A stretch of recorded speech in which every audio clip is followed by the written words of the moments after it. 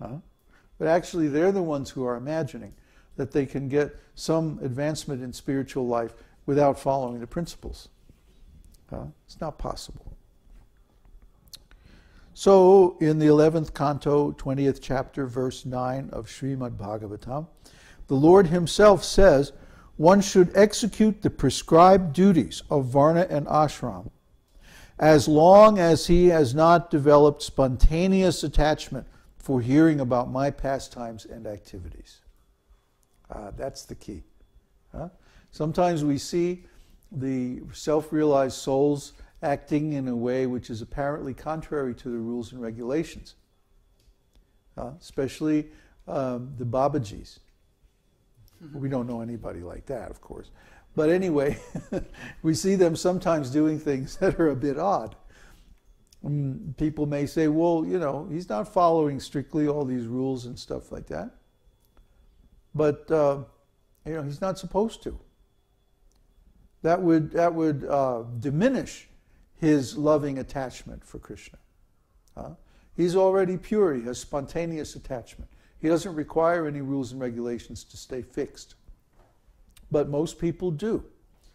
So they have to follow according to the stage they're at. There's a very nice verse which I like to quote, this Adau Shraddha Satya Sango, Adau Shraddha Sadhu Sango. You know that verse? Yeah.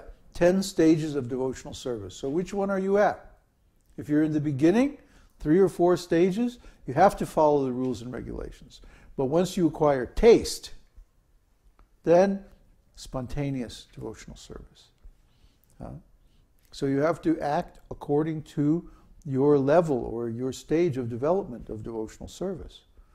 Otherwise, you can fall down. You have to act appropriately.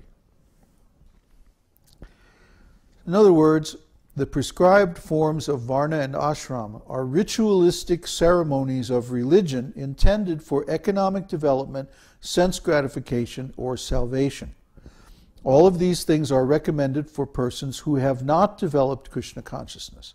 In fact, all such activities are recommended in the revealed scriptures only to bring one to the point of Krishna consciousness. But one who has already developed spontaneous attachment for Krishna does not require to execute the duties prescribed in the scriptures. This is a very important point. If one cannot get beyond, cannot transcend the stage of regulative devotional service, it means there's something wrong with his understanding. If he's not progressing, if he's not making advancement, one should be able to attain this spontaneous platform of devotional service within the same lifetime as he becomes a devotee. It's not that one has to be born in a new body, in a new situation. You should be able to advance to this stage, you see. But if someone is being held back by lack of understanding or bad association or wrong emphasis, for example, when I was in ISKCON, the prevalent understanding is you can't attain the spontaneous platform. You can't do it. Nobody can do it. Our devotional service will forever be measured by how well we can execute the regulative principles. And then you have gurus falling down right and left, you know, convicted of child molestation and this and that. What is this? They can't even follow the rules and regulations of the neophyte stage of devotional service. And these are the leaders?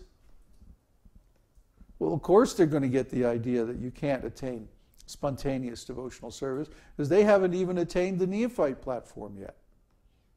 But those who have actually followed those rules and regulations, they can understand that then there's a higher stage where you're beyond the rules and regulations. Does that mean that you go out and start smoking and drinking and eating meat again? No. No, it means you follow those rules and regulations spontaneously. It doesn't take any effort. In fact, you don't even think about this nonsense anymore because you're constantly absorbed in relishing the spiritual taste of the holy name of the Lord. See, that's really the spontaneous platform. And then automatically you perform service. Automatically you want to please your spiritual master. Automatically you want to serve the devotees. Automatically live in matra. Automatically chant the holy name. All these things come spontaneously.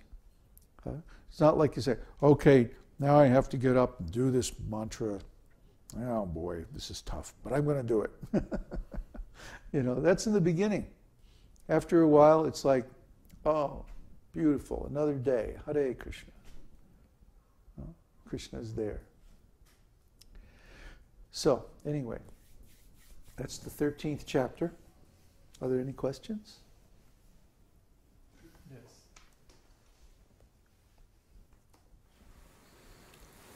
We understand that Babajis, in theory, they're not supposed to be preaching because of their wild nature. So, in this case, it is only because of emergency.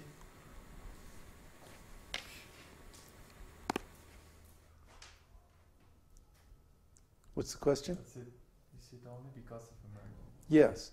The situation is, my godbrothers got some distorted understanding of the scriptures.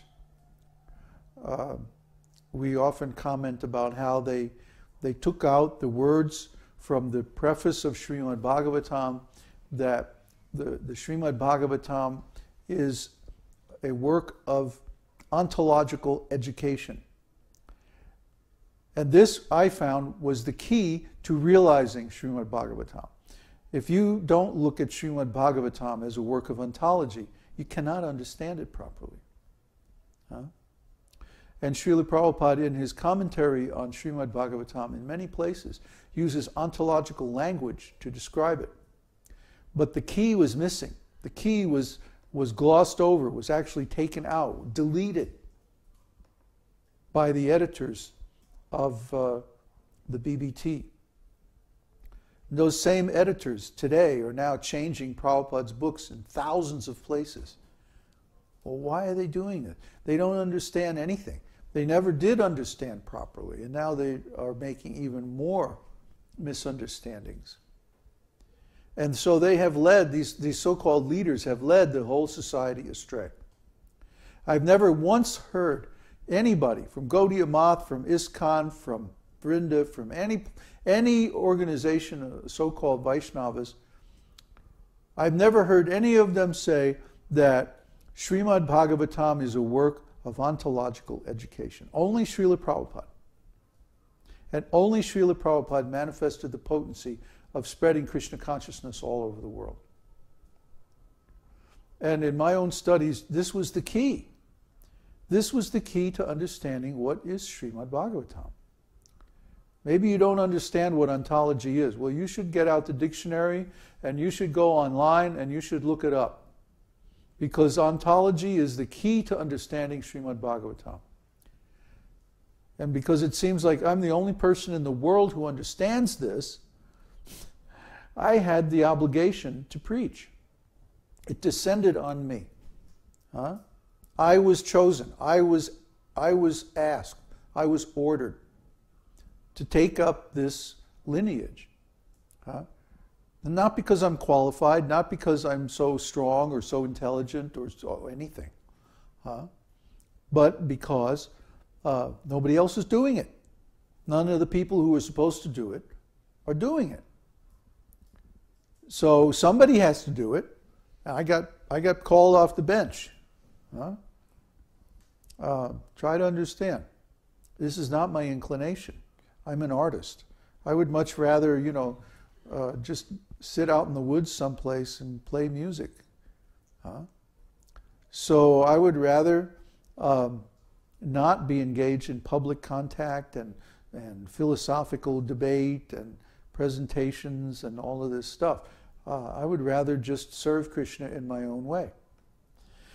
But because there's a need, somebody had to do it. If you're so smart, if you're so intelligent, if you're so advanced, you do it. Please. So I can go back to just being a musician. But I don't see anybody doing it. I see everyone being led astray. I see everyone being given an inferior understanding of Srimad Bhagavatam and these scriptures. I don't hear anyone preaching properly about Rasa Tattva. I don't hear anyone preaching properly about spontaneous devotional service. I had to do it. I had to do it. And on top of that, actually I was at one point considering to take sannyas. But then I looked around and I realized as soon as I did that, if I took sannyas, sannyas has become so degraded now that if you take sannyas from one Vaishnava organization or one particular guru, then you can't preach in any other temple or any other organization or to the disciples of any other guru. It's gotten so bad, so sectarian, so, we put down the Christians. A lot of devotees do. I don't, but a lot of devotees put down the Christians